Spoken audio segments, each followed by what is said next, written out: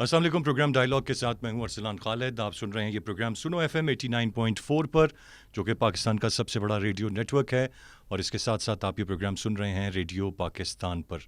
आज के प्रोग्राम में हम बात करेंगे इस वक्त जो पाकिस्तान और भारत के माबैन कश्मीर का मसला एक आलमी सतह पर रिकग्नाइज्ड मसला है, और ये एक न्यूक्लियर फ्लैश पॉइंट भी जाना जाता है। और ज़्यादा वक्त नहीं गुजरा, गुज़िश्ता बरस हमने ये देखा भी कि पाकिस्तान और भारत के दरमियान जो मामलात हैं वो एक जंग की शक्ल में बहुत आगे बढ़ गए थे। उसके बाद ये जंगबंदी ज़रूर हुई, लेकिन भारत की शिकस्त के साथ ये जंगबंदी हुई। इसके बावजूद जो मोदी सरकार है वो जंगी जुनून में मुब्तला है। वहाँ का मोदी मीडिया, जिसको गोदी मीडिया कहा जाता है, मुसलसल झूठ फैलाता है। और इसी झूठ की वजह से इस वक्त जब हम बात कर रहे हैं तो पाकिस्तान ने अपनी तैयारियां तेज़ कर दी हुई हैं, और अगर कोई भी ऐसा कदम भारत की जानिब से उठाया जाता है जिसके इशारे हमें मिल रहे हैं, तो उसका भरपूर तरीके से पाकिस्तान की अफवाज जवाब देंगे। इस वक्त जो ताज़ा तरीन इतलात मकबूजा कश्मीर, जहाँ पर भारतीय कब्ज़ा है, वहाँ से मौसूल हो रही हैं, वो इस वक्त गैर कानूनी तौर पर वहाँ पर ज़ालिमाना सर्च ऑपरेशन और कॉर्डन ऑपरेशन, दोनों चीज़ें इस वक्त मकबूजा कश्मीर में जारी हैं, जिनसे यकीनन वहाँ के कश्मीरी अवाम खासे परेशान और तंग हैं। और फिर मोदी मीडिया, जिसका मैंने जिक्र किया, जिसको गोदी मीडिया भी कहा जाता है, मुसलसल जंग का प्रचार करता हुआ हमें दिखाई देता है। अब पाकिस्तान के लिए ज़रूरी है कि वो अपनी तैयारी भरपूर रखे, लेकिन इसके साथ साथ पाकिस्तान बड़ा वाज़े तौर पर ये बात दुनिया को भी बता रहा है, और दुनिया अब इस बात को समझ भी रही है कि अगर ये जंगी जुनून ख़त्म नहीं होता, अगर कोई गलती या कोई हरकत दोबारा की जाती है भारत की तरफ से, तो जो जवाब उसे इस वक्त मिलेगा वो गुज़िश्ता साल मई के महीने से कई ज़्यादा सख्त होगा। और जो इनका एक गरूर माजी में भी था, जो प्रचार ये हिंदुत्व का करते हैं, जो फ़ौज इनकी सिर्फ हिंदुत्व के नाम पर चलती है, उसको पहले भी मुंह की खानी पड़ी थी और उसको अब भी मुंह की खानी पड़ेगी। लिहाजा दुनिया इस बात को समझे कि ये मसला एक न्यूक्लियर फ्लैश पॉइंट है, इसका हल जल्द अज जल्द ज़रूरी है। अदरवाइज़ ये एक फुल स्केल वॉर में मामला बदल सकता है, जिसके लिए पाकिस्तान भरपूर तरीके से तैयार है।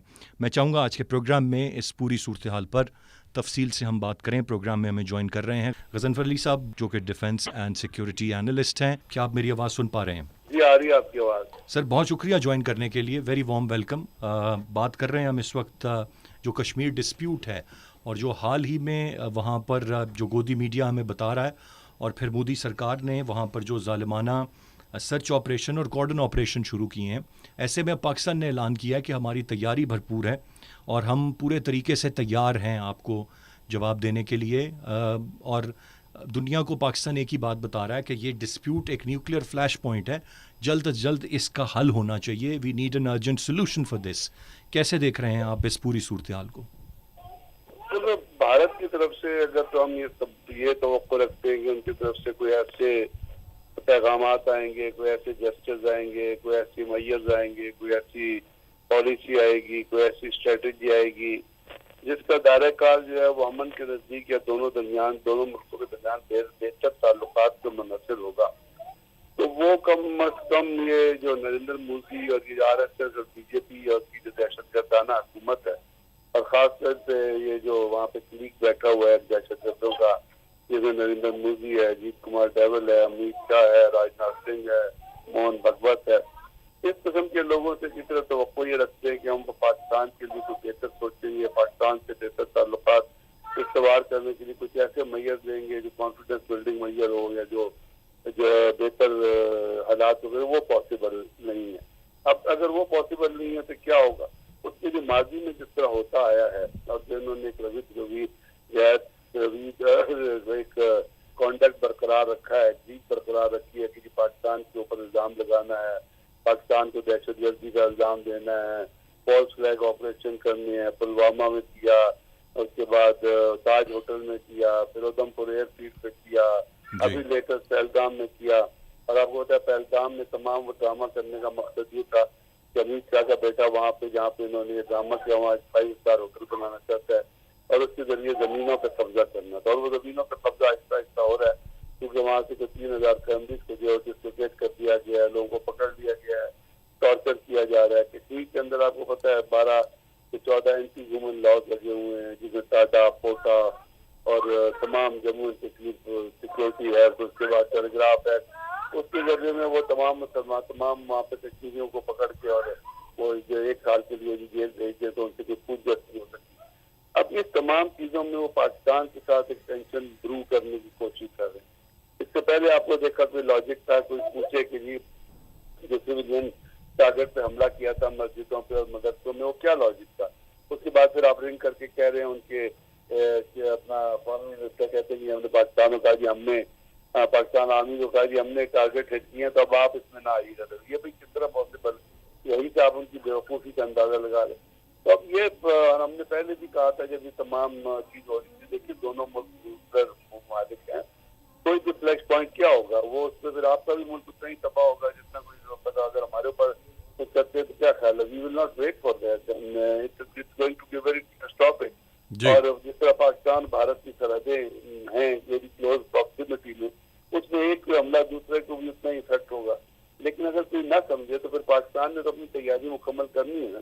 और मैंने 12 हमने कहा है, उनके चैनल पर भी कहा, उनके बाकी लोगों को भी कहा कि भाई जो कुछ करना है फिर कर लें, आ जाए फिर मैदान में, लेट्स ये जो गजनफर साहब, मुझे गजनफर साहब ये बताइएगा कि जब एक दफ़ा ये जो गरूर था, एक एंटी डेवलप कर रहे हैं, एक फिजा डेवलप कर रहे हैं दुनिया में, वैसे भी जो ईरान और इसराइल के दरमियान जो कुछ हो रहा है या अफ्रीका के दरमियान, उसमें आपको पता है कि दुनिया ऑलरेडी पाकिस्तान के अंदर ही नहीं, इंडिया के अंदर इससे ज्यादा इफेक्ट आ रहा है। आपने तो गौर किया होगा, देखा होगा कि इंडिया के अंदर जो अपने पेट्रोल पंप हैं या गैस स्टेशन है, उनके ऊपर लाइनें लगी है, 3 से 4 दिन गरीब आदमी को गैस नहीं मिलती है। औरतें कहती हैं हम अपनी घातों की चूड़ियां बेच के और गाँव कानों की बालियां बेच के गैस का सिलेंडर खरीद रहे हैं। अब इन सर्कमस्टांसेस में अगर कोई आप बेवकूफ़ी करना चाहते हैं, तो मिस एडवेंचर करना चाहते हैं, एडवेंचर नहीं मिस एडवेंचर, तो फिर ठीक है, फिर मैं और आप तो उनकी ख्वाहिशात को रोक नहीं सकते, सिर्फ रियलाइज करा सकते हैं। तो अगर कोई ऐसा कुछ चीज़ हुई तो पाकिस्तान अल्हम्दुलिल्लाह तैयार है, और वो तमाम चीज़ें जो पहले आपने अनफोल्ड होती हुई देखी थी अब वो अनफोल्ड होंगी, और जब वो म्यूनिशन अनफोल्ड होंगे तो जो डिस्ट्रक्शन का लेवल है वो भी बढ़ जाएगा, और जब डिस्ट्रक्शन का लेवल बढ़ेगा तो उसके अंदर कौन आएगा, कॉमन आदमी आएगा, आम आदमी आएगा, उनकी जिंदगी खराब होगी। लेकिन ये है कि जब जंग गजनफर साहब, जो चीज़ मैं यहाँ पर जानना चाह रहा हूँ, अगर मेरी आवाज़ आप तक आ रही है, गजनफर साहब कैन यू हेयर मी, मेरी आवाज़ आप तक पहुँच रही है सर? बहुत सख्त और बहुत कारगर होगा। गजनफर साहब मेरी आवाज़ अगर आ रही है, मैं जानना ये चाह रहा हूँ कि अभी 1 साल नहीं मुकम्मल हुआ, चंद दिन बाकी हैं कि 1 साल मुकम्मल हो जाएगा, जब यही अप्रोच थी भारत की, भारतीय फ़ौज की, भारतीय लीडरशिप की, और फिर इसी अप्रोच को मुँह की खानी पड़ी, और फिर वो शिकस्त पूरी दुनिया में उसका तज़किरा हुआ, फ़िज़ाई बरतरी पाकिस्तान की, मिसाइल्स बरतरी पाकिस्तान की, और फिर भागना पड़ा इन्हें दूसरे ममालिक की जानिब, अमेरिका की जानिब, अपनी जान बचाने के लिए। तो ये 1 साल में वो सारा का सारा सिखाया हुआ सबक इतनी जल्दी भूल गए हैं कि दोबारा से इस तरह की कोई बात या तैयारी कर रहे हैं? तैयारी तो वो हमेशा आपको मैसेजेस यही भेजते हैं कि हम तैयारी कर रहे हैं।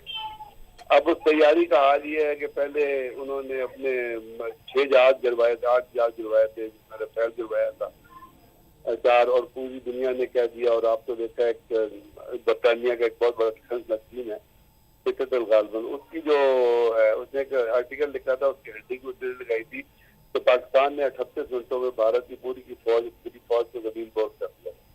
अब उसके बाद देखा अभी पिछले दिनों कोई हफ्ता कोई 2-3 हफ्ते पहले की बात है, उन्होंने अपना रफेल के अलावा जो Su-37 रशियन बहुत आला एयरक्राफ्ट है अभी उसको गिरा दिया, फिर अपना हेलीकॉप्टर मार गिराया, फिर अपने जो अभी रिसेंटली उन्होंने एक और तेजा से वो गिर गए, फिर तेजा की प्रोडक्शन बंद कर दी। अब उन्होंने उस जो वो जितना 8-10 साल लगा के वो तेजा जो है वो आपको पता है जो दुबई में गया, एक तेल लीक हो गया था, एक मेल फंक्शन कर गया, तो उसके बाद उन्होंने उसकी प्रोडक्शन बंद कर दी। अब उसके साथ साथ उनके आर्मी चीफ ध्यान दे रहे हैं कि हम अपनी फौज को 2030 के लिए तैयार कर रहे हैं, हम अपने यूनिटों को रीग्रेड कर रहे हैं, उसके अंदर टेक्निकल चीजें डाल रहे हैं, उसके अंदर ड्रोन डाल रहे हैं, एंटी ड्रोन कैपेबिलिटीज डाल रहे हैं, आर्मर और इन्फेंट्री को इक्विप कर रहे हैं, और उसके साथ हम मिसाइल नहीं डाल रहे। तो ये तैयारी तो जहाँ तक है वो हमेशा इंप्रेशन देते हैं और तैयारी उनकी हमेशा जारी रहती है।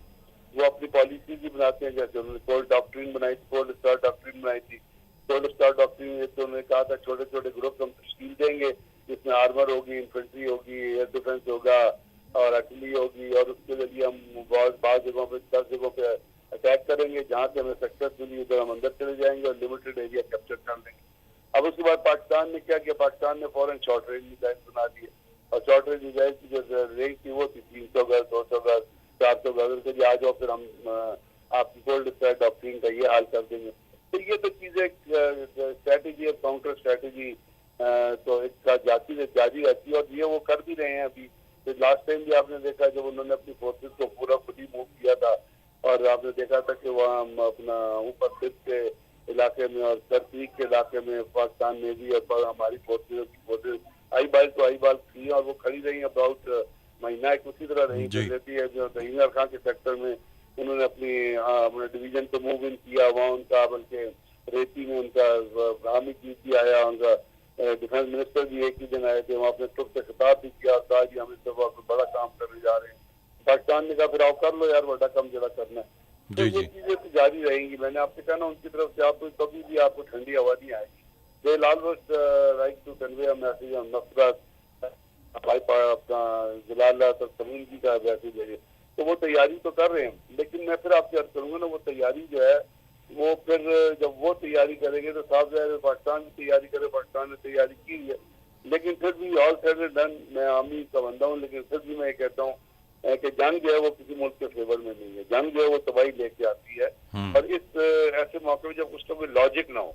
हाँ, लेकिन गजनफर साहब जब जंग नाफिज की जाए तो फिर तो जवाब देना और भरपूर जवाब देना वो हमारे पे फ़र्ज़ है, और उसी के लिए जो आज का भी अज़्म है और जो बात आज भी कही गई है वो ये कि पाकिस्तान जो है वो अपनी भरपूर तैयारी कर रहा है। लेकिन गजनफर साहब मैं कश्मीर की चूँकि बिलखसूस हम बात कर रहे हैं, आपने कुछ चीज़ों की तरफ इशारा भी किया, वहाँ पर बहुत सारे जो अपने अंदरूनी उनके वाक़यात थे उनको पाकिस्तान से जोड़ा गया, फिर उनके शवाहिद नहीं दिए गए, ये तमाम तर चीज़ें तो वहाँ पर की जा रही हैं।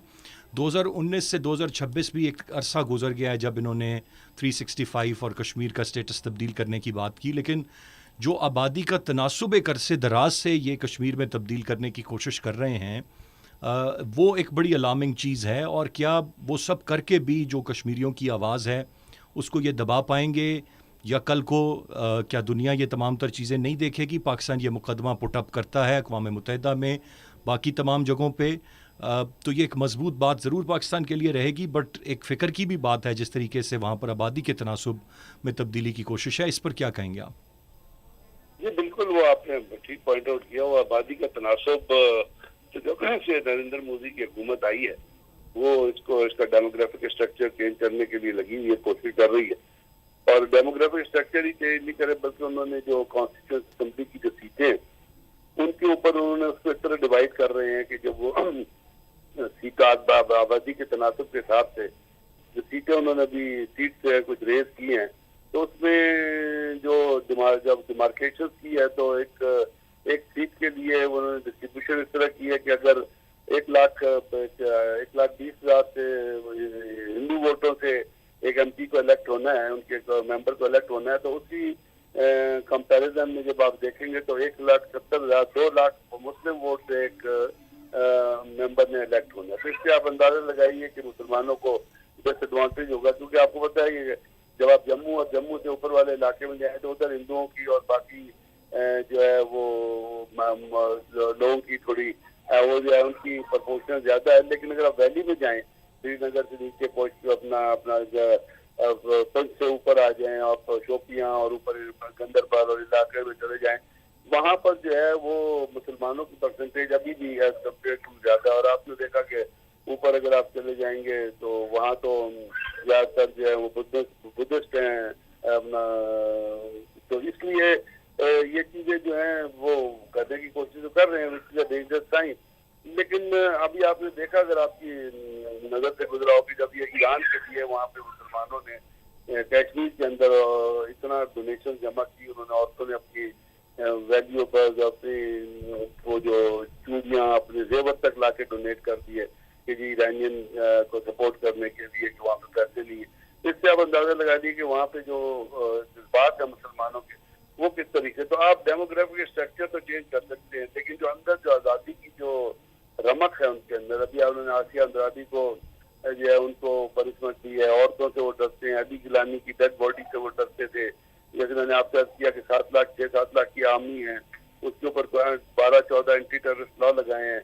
अभी जो पहलगाम के अंदर जो फॉल्स फ्लैग ऑपरेशन किया था और जिसके कवायद पर जब उन्होंने एक पहलगाम के बाद एक प्रेस कॉन्फ्रेंस की, वहाँ पे तमाम मुल्कों के डिफेंस एजेंसी को बुलाया हुआ था, तो उन्होंने कहा भाई प्रूफ तो देना कि क्या प्रूफ है, तो they were unable to provide any proof. तो उसके बाद वो जो पूरे का पूरा थीसिस जो है वो दब के रह गया। यही पुलवामा में भी हुआ। लोगों ने कहा ये आपका सबूत क्या है, झंडा लगा के और एक जैश ए मोहम्मद का बंदा बना के और वो क्या कहते हैं वीडियो बनाने से गुजारा नहीं होगा। जियो टेक्निकल और जियो टैगिंग प्रूफ आप प्रोवाइड करें, जियो टैगिंग प्रोवाइड करें, वो उनके पास नहीं है। तो ये तमाम चीजें तो आपकी बिल्कुल बात ठीक है, ये लेकिन जज्बे जो होते हैं ना वो नंबरों से नहीं देखे जाते। जज्बे जो होते हैं वो आपके अंदर जो डिजायर होती है उससे देखे जाते हैं। तो आई एम श्योर कश्मीर में जो एक राइट ऑफ सेल्फ डिटर्मिनेशन की तहरीक चल रही है, जिसको दबाने के लिए 1947 से लेकर आज तक बेताशा फसादात भी किए गए, वहाँ पे कश्मीरियों को टारगेट किया जा रहा है। बल्कि ये हुआ कि आपको याद होगा कि फौजपुरा में, कुरान फौजपुरा में उन्होंने 100 औरतों को एक लाइन में खड़ा करके उनकी आबरूरेजी की दिन के 10 बजे, और उसके बाद ह्यूमन राइट्स वॉच कहती है 100, एमनेस्टी इंटरनेशनल कहती है 70 औरतों की, और उसके बाद फिर उनके बच्चों के सामने, उनके बुजुर्गों के सामने। अब इससे बड़ा और क्या गंदगी का वाकया हो सकता है। फिर उसके बाद जब उनके उन अफसर के खिलाफ 4 राजपूताना राइफल्स के अफसर थे, वो थे उनके फौजी अफसर थे, उनके खिलाफ जब मुकदमा चला कोर्ट में गया तो कोर्ट ने भी उनको बरी कर दिया। तो इससे आप अंदाजा लगाइए कि इंसाफ भी दिख रहा है और फौज भी दिख रही है। यकीनन गजनफर साहब आपने दुरुस्त फरमाया। इस वक्त ये जंगल का एक कानून है जो वहाँ पर मोदी सरकार इस वक्त जिसका मुजाहिरा कर रही है, और ये बात हम कश्मीर की करें तो मामला सिर्फ कश्मीर का नहीं है, बल्कि ये भारत के मुख्तलिफ इलाकों में भी हमें इस तरह की एक सूरत हाल देखने को नज़र आती है, सूरत हाल देखने को मिलती है, जो कि ख़ासी एक अनफॉर्चुनेट बात है। हम बात कर रहे हैं इस वक्त कश्मीर के मसले पर, और ये एक न्यूक्लियर फ्लैश पॉइंट है जिसका हल जितना जल्द हो सके वो दरकार है। पाकिस्तान ये बात दुनिया को बार बार बता रहा है। आप सुन रहे हैं प्रोग्राम डायलॉग अरसलान खालिद के साथ, और आप ये प्रोग्राम सुन रहे हैं सुनो FM 89.4 पर, जो कि पाकिस्तान का सबसे बड़ा रेडियो नेटवर्क है। इसके साथ साथ आप ये प्रोग्राम सुन रहे हैं रेडियो पाकिस्तान पर। एक ब्रेक लेंगे, ब्रेक से वापस आएंगे, इस पर मज़ीद बात करेंगे। Stay with us ji. Welcome back programme dialogue के साथ मैं हूं अरसलान खालिद। आप सुन रहे हैं ये प्रोग्राम सुनो FM 89.4 पर, जो कि पाकिस्तान का सबसे बड़ा रेडियो नेटवर्क है, और इसके साथ साथ आप ये प्रोग्राम सुन रहे हैं रेडियो पाकिस्तान पर। हम बात कर रहे हैं इस वक्त कश्मीर डिस्प्यूट की, और ये एक न्यूक्लियर फ्लैश पॉइंट है। पाकिस्तान इसका जल्द हल चाहता है, और इसी हवाले से पाकिस्तान पूरी दुनिया की तवज्जो बार बार इस अहम मामले पर मबजूल कराता चला आया है।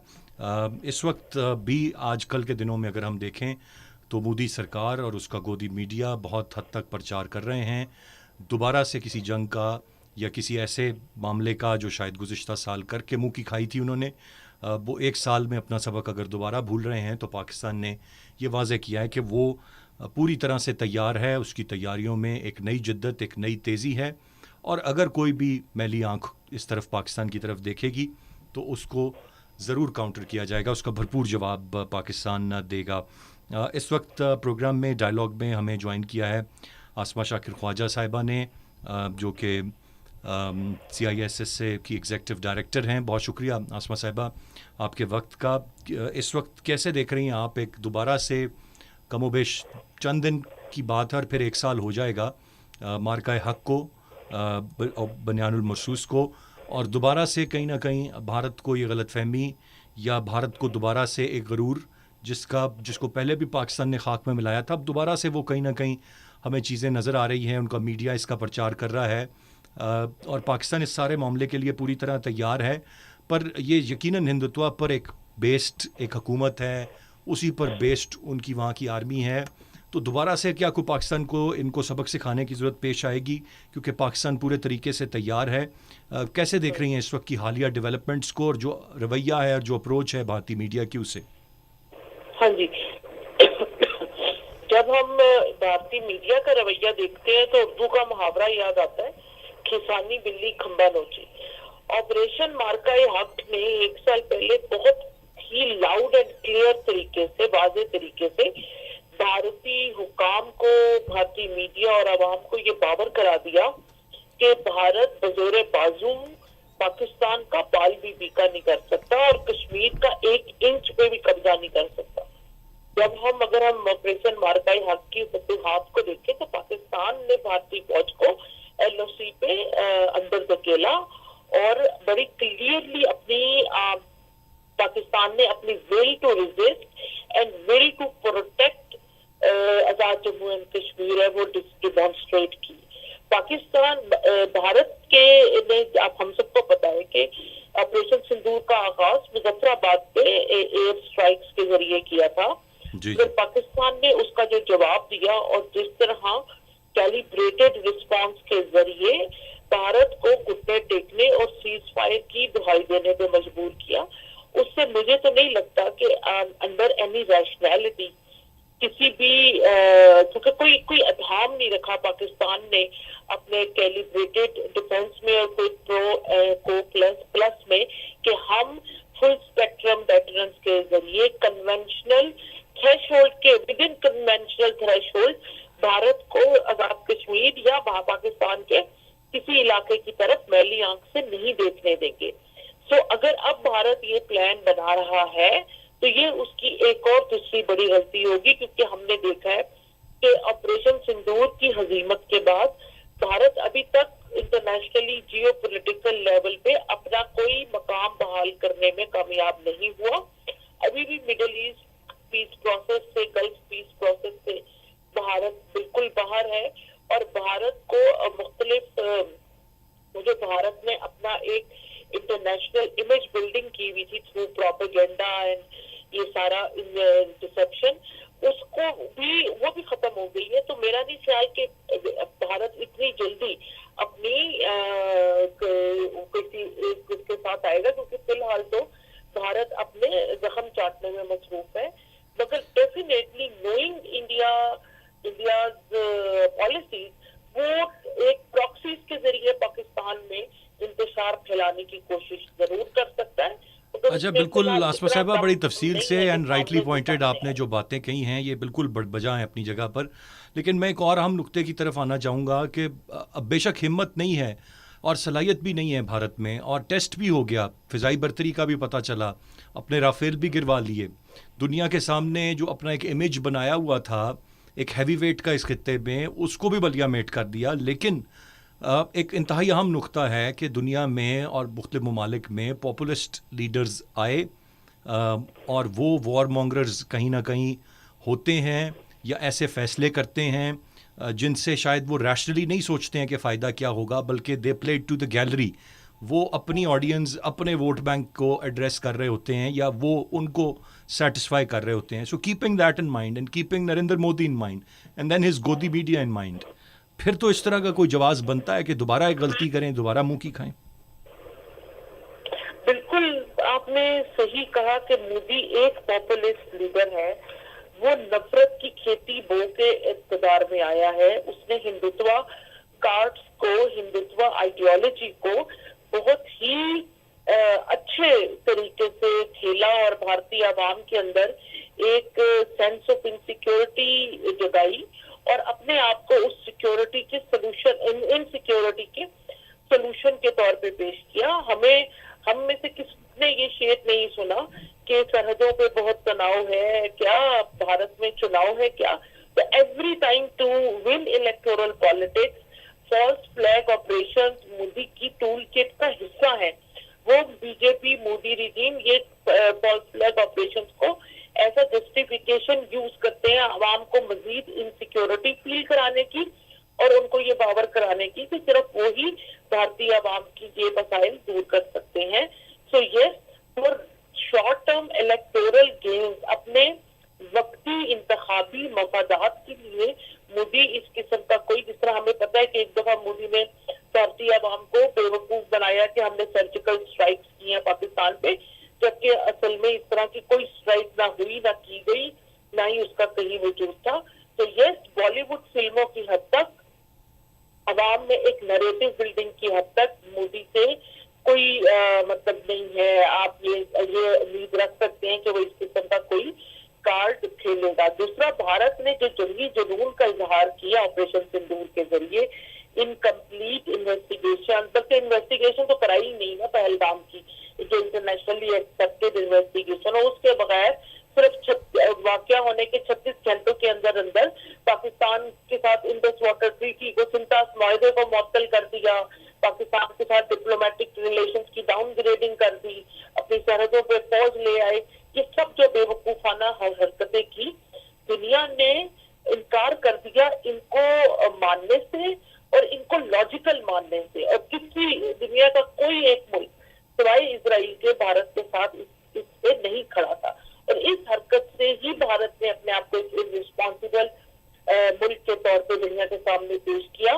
तो अब भारत का जो जंगी जुनून है वो इंटरनली इलेक्शन में तो मोदी को फायदा दे सकता है, but in the long term international geopolitical framework में भारत के लिए सिर्फ और सिर्फ हजीमत का बायस है, क्योंकि वो बायस है, वो नजर आ रहा है आसमा साहिबा। और चाइना के खिलाफ भी एक कमजोर हालिया चंद माह में उसको हमने बड़ा नाकाबिले एतबार अलाई साबित किया यूएसए के सामने। तो भारत ने तो अपने, मतलब मेरा ख्याल में अगर मोदी मजीद ये वॉर मॉन्गरिंग करेगा तो मजीद हजीमत उठाएगा। आपने बिल्कुल दुरुस्त फरमाया, और जो आइसोलेशन या अकेलापन था वो नज़र आया, और शायद उनका पूरा का पूरा मीडिया, गोदी मीडिया, वो हमें ये बात करता हुआ नज़र आया पहली दफ़ा जब अभी इस सेंटर स्टेज पाकिस्तान और इस्लामाबाद था। तो यकीनन कुछ लोगों ने वहाँ पर हिम्मत की और बात की, और उनकी अपोजिशन इस पर बात कर रही है। बल आसमा साहिबा, आपने जिस शेर का हवाला दिया जहाँ आपने तनाव और चुनाव की बात की, राहत इंदौरी जो कि भारत के एक मुसलमान शायर गुजरे हैं, उनका ये शेर है। और इसी से मुझे ये याद आती है बात कि अब मामला तो सिर्फ कश्मीर तक है नहीं है, इस मोदी सरकार के मजालिब तो पूरे भारत में बसने वाले मुसलमानों के साथ हैं। सिख अपने रेफरेंडम करा रहे हैं, कई करा चुके हैं, वो तंग हैं, वो नहीं रहना चाहते। इसके अलावा और बहुत सारी माइनॉरिटीज़ या और बहुत सारी एथनिसिटीज़, जिनमें मणिपुर की बात हम करें, नागालैंड की बात करें, वो भी तंग हैं, वहाँ पर भी अलहदगी की बातें हैं।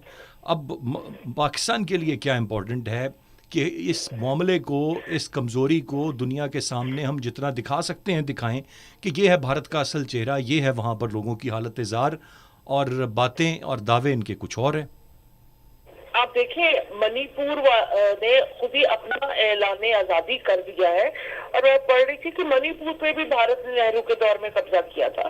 तो ये जो मुख्तलिफ अक़लियतों के खिलाफ जो मोदी ने अरसा हयात तंग किया हुआ है, उसका खमियाजा भुगतने का वक्त आ गया है। और जिस तरह आपने खुद कहा, अभी दुनिया में क्रिश्चियंस भी बोल रहे हैं कि भारत में ईसाइयों के साथ जो नारवा सलूक रखा जा रहा है, और जिस तरह उनकी जान और माल जो क्रिसमस के और ईस्टर के मौके पे हिंदू बलवाई जिस तरह उनके ईसाइयों के मजहबी जज्बात को के वो करते हैं, तो उसके लिए दुनिया में ये रियलाइजेशन पैदा हो रही है। और मेरा ये ख्याल है कि मोदी के होते हुए या किसी को कुछ करने की जरूरत नहीं, बीजेपी खुद ही भारत के लिए सबसे बड़ी एक सजा है कह लें, या एक एम्बैरेसमेंट है जिससे निकलना भारत के लिए बहुत मुश्किल होगा। और अगर मोदी जाएगा तो योगी आएगा, जो कि एक और बहुत बड़ा ह्यूमिलेशन होगी भारत के लिए। और कश्मीर की जहां तक बात है, आप देखिए ऑपरेशन सिंदूर से पहले भारत ने, बीजेपी ने भारतीय आवाम को बेवकूफ बनाया हुआ था कि कश्मीर में सब नॉर्मल है, और हमने कांग्रेस से ज्यादा देखो सख्ती की है और हालात को अपने काबू में कर लिया है, जो कि एक सरीहन झूठ निकला। और फिर उसके बाद आपको पता है ऑपरेशन सिंदूर ने भारत की हुकूमत को जस्टिफिकेशन दी कश्मीर में मिलिटराइजेशन बढ़ाने की। कश्मीर में भारतीय फौज का इस्तेमाल, सख्ती और ह्यूमन राइट्स वायलेशन, ये सब में इजाफा हो गया, क्योंकि अब उन्हें बहाना मिल गया। न सिर्फ ये कि बल्कि इस एक साल में भारत ने फैसला किया है कि वो जम्मू कश्मीर में मजीद एक डिवीजन फौज और लगाएगा। तो ये सारे जो इकदाम हैं, ये कश्मीरियों के हर किस्म के हकूक पर डाके के मुतरादिफ हैं, और इवन कश्मीरियों का right to climate change, right to climate security, क्योंकि जब एक डिवीजन फौज और आएगी, पहले जो 9 लाख फौज जो मकासद अचीव नहीं कर सकती भारत के लिए, वो मजीद एक डिवीजन फोर्स क्या कर लेगी। भारत के जो ये मोदी के इक़दाम जो है कश्मीर में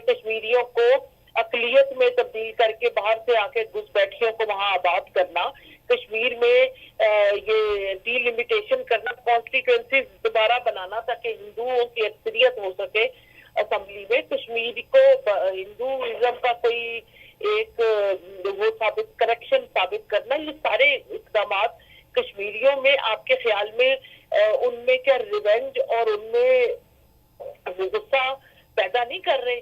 भारत या मोदी ने अभी तक ऐसा कश्मीरियों के लिए क्या किया है कि वो कश्मीरियों ने कभी ऐसा अंदिया दिया है कि वो अपने हक खुद इरादियत से पीछे हटते हैं और वो इसके बगैर इस सिचुएशन को कबूल कर लेते हैं? तो ऐसा कभी भी नहीं हुआ। तो भारत जो मर्जी ड्रामे कर ले, बीजेपी जितना मर्जी, हम इस पे पूरा 2 घंटे बात कर सकते हैं मोदी कश्मीर पॉलिसी पे कि किस तरह मोदी की कश्मीर पॉलिसी ने खुद भारतीय मुफक्करीन के मुताबिक, ये मैं नहीं कह रही, ये इसके दुल्लत कह रहे हैं, ये और वो लोग कह रहे हैं जो कि कश्मीर में भारत का बेड़ा गर्क कर दिया मोदी की पॉलिसीज, जो कि इंतशार पे, एग्रेशन पे और ऑपरेशन पे मबनी पॉलिसीज ने। हम ये बात मानने में मेरा नहीं ख्याल हमें कोई वो होना चाहिए कि अगर के कश्मीरी अपने हक के खुद इरादियत से पीछे कभी नहीं हटे, मगर मनमोहन सिंह के दौर में जो कश्मीर में बाहमी बातचीत चल रही थी, उससे दोनों पार के कश्मीरियों के बाहमी मसाइल को लाजमी तौर पे वो एड्रेस किया गया और उनकी मुश्किलात कश्मीरियों की कुछ कम हुई।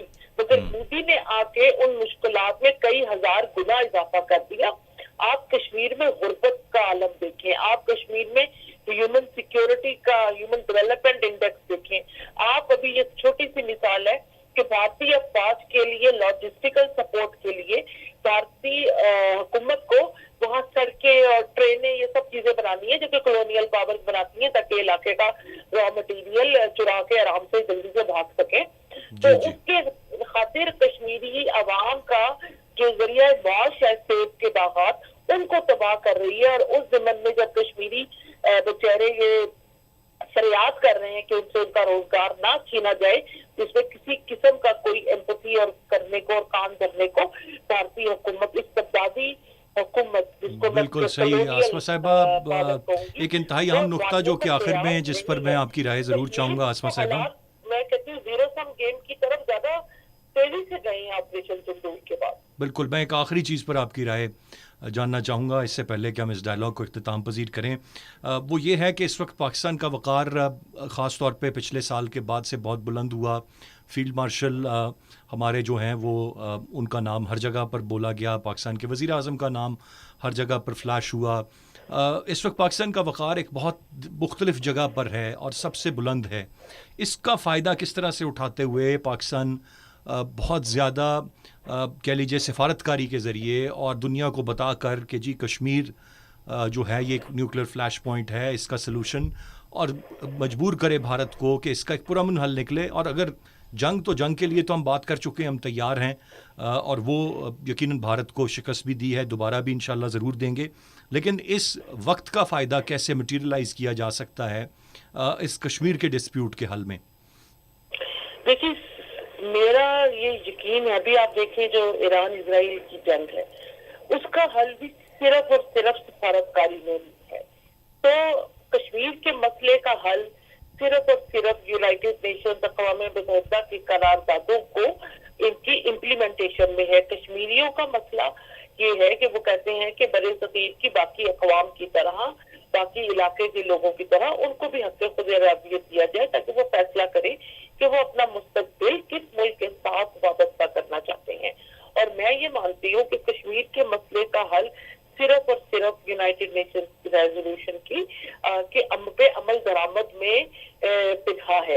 हाँ, ये अमल दरामद कैसे हो, ये बात कश्मीरियों को, पाकिस्तान को और हिंदुस्तान को, भारत को बैठकर इस बारे में सोचना चाहिए और इस पे अमल करना चाहिए। बाकी अभी तक हम कश्मीर के मसले को चाहे वो बैक बर्नर पे हम डालें, चाहे हम उसको हर किसी और फार्मूले के जरिए हल करने की कोशिश करें, तमाम ये कोशिशें नाकाम हुई क्योंकि ये कोशिशें मसले की असल जड़ को एड्रेस नहीं कर रही।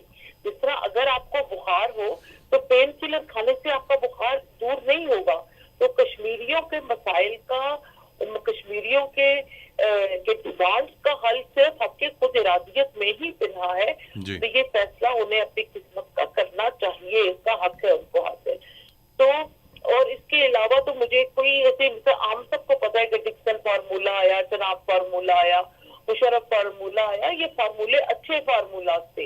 मगर क्योंकि ये कश्मीरियों को इसमें हक़ खुदइरादियत इनका लेटर स्टेज पे था, स्पेशली मुशर्रफ फार्मूला, तो हमें कुछ ना कुछ करके कश्मीरियों को राइट टू सेल्फ डिटर्मिनेशन ही दिलाना होगा ताकि वो अपने मुस्तकबिल का फैसला कर सकें। आसमा शाकिर ख्वाजा साहिबा, आप डायलॉग का हिस्सा बनी, बहुत शुक्रिया अदा करना चाहूँगा आपके कीमती वक्त का। एक इंतहाई अहम मौजू पर आज का ये डायलॉग था। इस वक्त यकीनन जिस तरह से मेरे मेहमानों ने भी कहा और हम सब, कोई नहीं चाहता कि जंग हो, क्योंकि जंग कभी किसी मसले का हल नहीं रही।